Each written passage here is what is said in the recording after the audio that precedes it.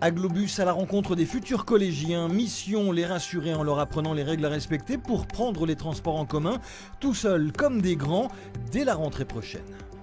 L'année prochaine, qui va prendre le bus pour aller au collège?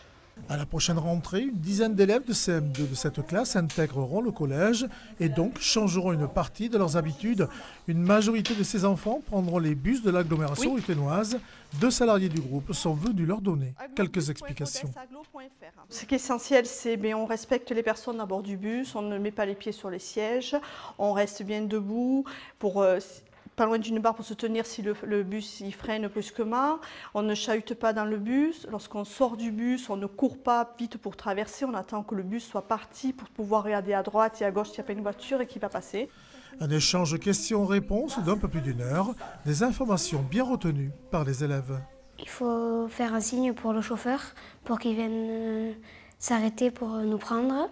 Ensuite, soit il faut donner l'argent, soit il faut glisser la carte bus dans la petite machine.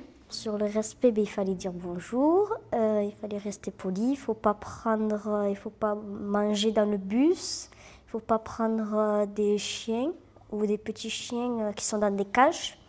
Seules les personnes malvoyantes, c'est eux uniquement qui peuvent prendre les chiens.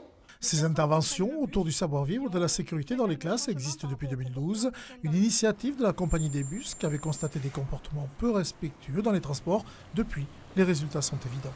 Les parents, les personnes à bord du bus ont remarqué un changement des collégiens, des lycéens, des jeunes à bord des bus. Nous avions un souci en début d'année 2012, les pieds sur les sièges par exemple.